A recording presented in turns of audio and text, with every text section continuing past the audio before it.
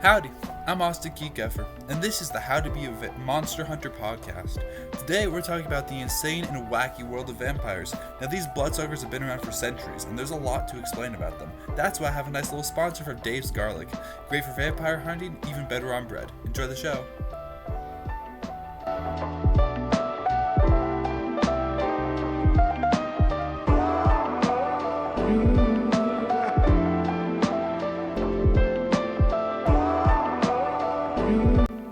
Now, vampires are very dangerous and nasty creatures, but they've had massive changes over time. Let's start with the creatures that they came from.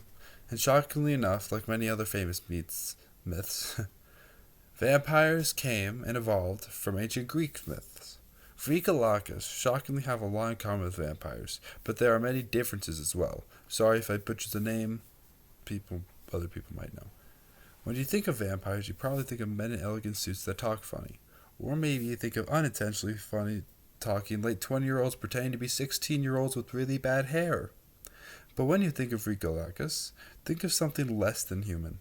Now for all my Harry Potter fans, you know how Lupin's werewolf looked in the movie? That tall Demeter hunched over with its skinny and long limbs? Well, imagine that, make the eyes all black or red, and give him giant bat wings on the arms. Oh! It also makes its ribcage showing through its skin. One of its curses is that it's perpetually hungry, so it's always super skinny. Well, there have been some examples of them being quote-unquote massless flesh a bit, as they were able to consume an entire town during the night. Now, they are incredibly nocturnal creatures and only hunt, feed, and just literally do anything at night, and they're rarely ever seen at day. And most people that have seen them at day haven't lived to tell the tale. Likelihood is from personal research and just from the assumption of how they are from vampires that sunlight damages them in some way, shape, or form. Now, instead of drinking or consuming blood like vampires, they have a bit more refined and specific taste. It's very elegant. They will try and likely succeed to eat your liver. Yeah, just rip a hole right through you for the liver. Now, if it gets any organ, it probably wouldn't know the difference, but the liver is what it's after. They are very nocturnal animals, and their transformations are very different.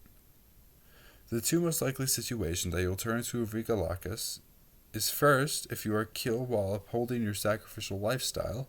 Basically, it means you die while worshiping your god by offering them a blessing.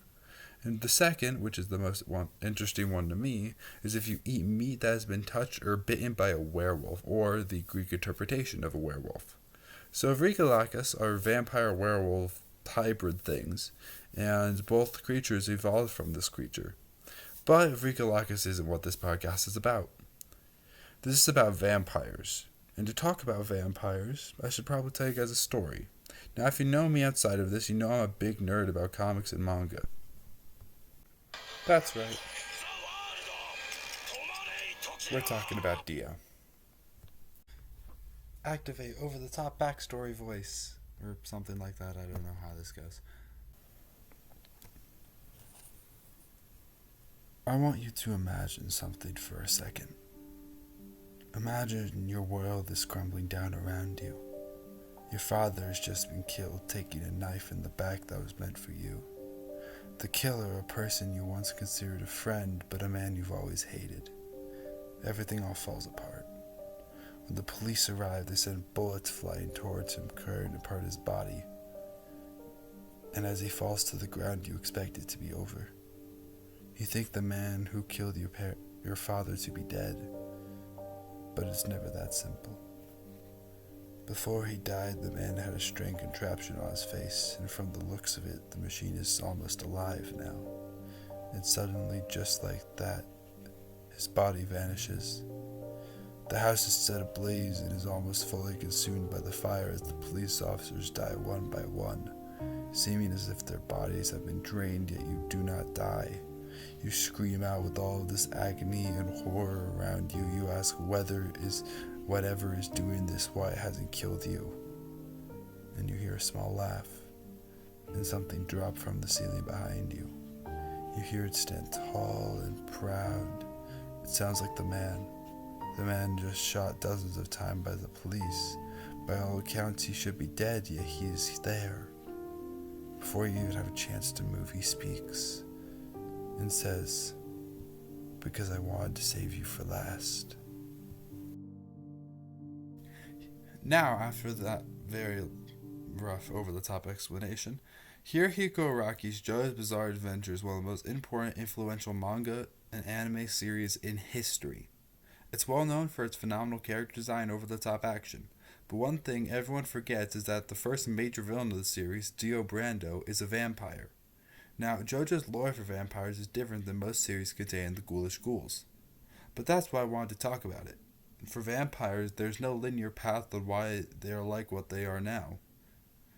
But before I get into a true vampire's origins, including its powers and weaknesses, let's look at the sponsor for today's episode.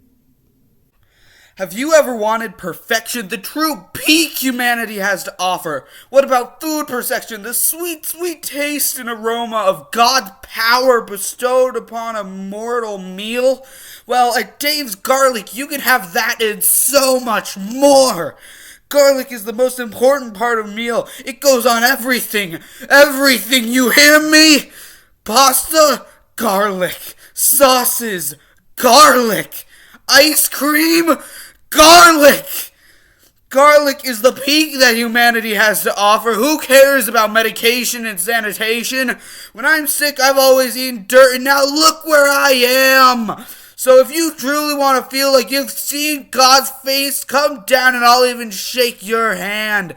Visit our location at 123 Try and Find Me Avenue and 987 Evil Plot Street, or just call us at 666 Evil Garlic. Come down to David's Garlic, where we know we're better than you.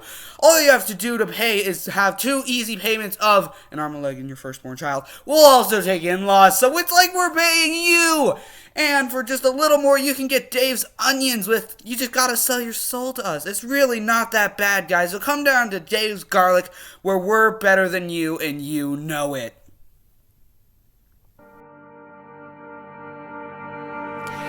Thanks, Dave. Once again, thank you, Dave's Garlic, for sponsoring today's episode. Vampires, honestly, only have a few boundaries when it comes to powers and weaknesses. And depending on the story, those rules are still flexible. Let's start off with their powers. Their powers are insane in the sense that, once again, depending on the story, they're either the most overpowered creatures in existence, or they died 2.2 seconds into their existence. But I digress. Let's get into their powers. Vampires throughout time, first and foremost, seem to be able to shapeshift. But there are boundaries to what they can shapeshift into. They can't shapeshift into anything like creatures like Clayface. The most famous creature they can shapeshift into is probably a bat. Bats have always been symbols of these nocturnal creatures of the night, like vampire bats being named after vampires. Another animal they can shapeshift into are wolves. Once again, another connection to werewolves. As wolves, they've been seen to be much bigger than actual normal wolves, likely due to the fact that wolves are smaller than the average person. Another thing they can shapeshift into is mist, which, when thinking about it, a lot of scenes of vampires makes some more sense. This shapeshifting can be seen and been beneficial in a lot of vampire stories and in many movies, including but not limited to Francis Ford Coppola's 1990s Dracula movie, Batman Red Rain and its sequels, and American Vampire.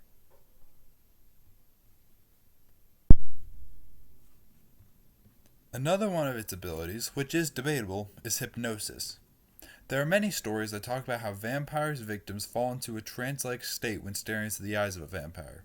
So either they have beautiful baby blues or they have hypnotic abilities. Depends on who you ask.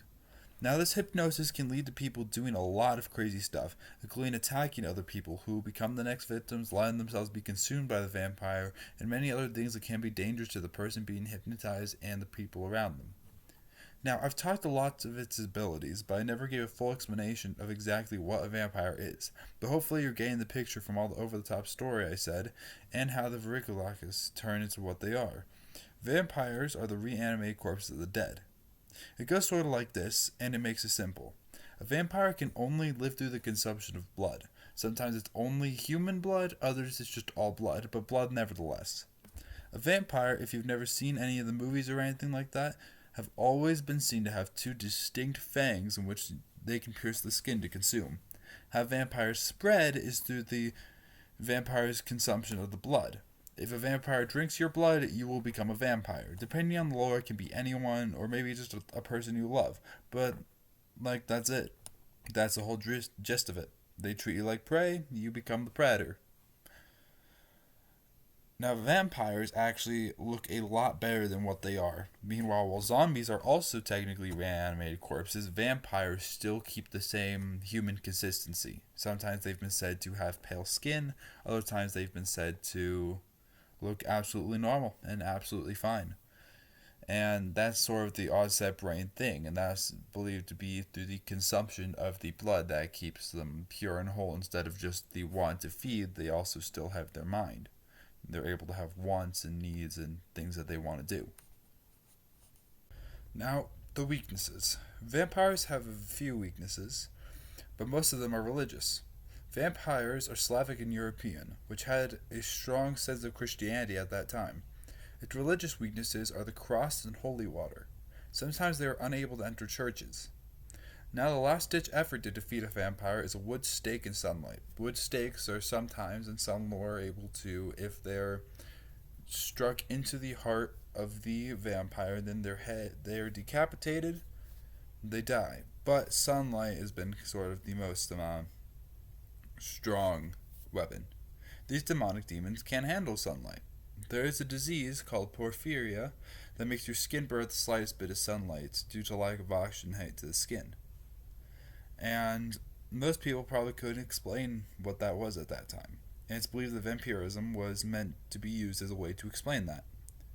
Vampires are also used as creatures to explain the oddities of death, the things that humanity couldn't explain about that in time and about death.